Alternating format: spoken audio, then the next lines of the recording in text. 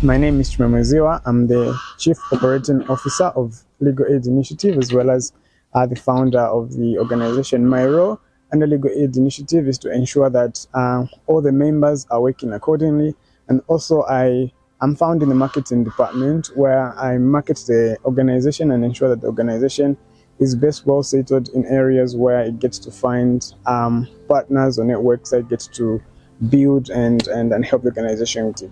As Legal Aid Initiative, this is a student-led organization founded by students from the University of Zambia, and our focus as an initiative is to promote and provide access to justice through various ways. One of the ways in which we provide and ensure that there is access to justice is by providing information that aids people or members of the society in ensuring that they get to know more about who they are. One of the ways in which we do this is by article writing, and secondly, also we've diversified into podcasting, where we get to bring more relatable films and information, and people get to realize more as to who they really are, what their rights are, and what they get also to do in an event where their rights are violated in society. As Legal Aid Initiative, we've also tried to partner with different organizations, such as the Student Law Journal, where we publish our work on their sites.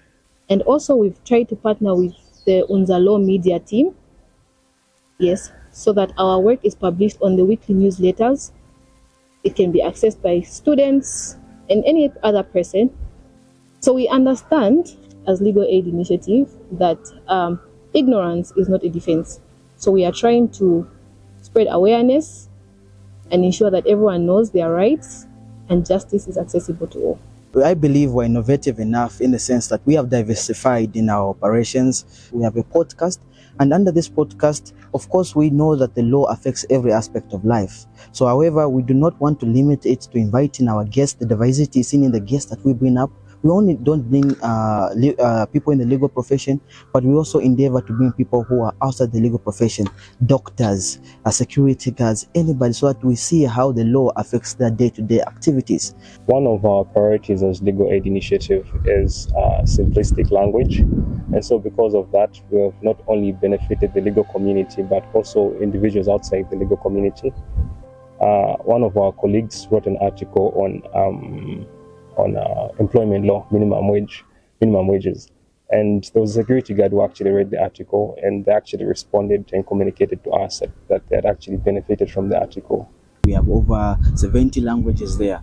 Then that means that people who cannot understand the English language are not a direct beneficiary of our work. So I think that is the greatest challenge that we have faced in our operations. As Legal Aid Initiative, our main focus for the future is to improve access to justice, because we are aware that access is very limited. So we are open to partnering with strategic partners that will help us to improve access to justice. Will also help us increase our projects. We'll have many other projects, public seminars, debates that will help us grow as an establishment, so that we are not restricted to a school setting only, but even when we are done with school, we can continue and reach out to several other people. We appeal to Zambians to vote for us, firstly because we have a new and unique approach in as far as access to justice.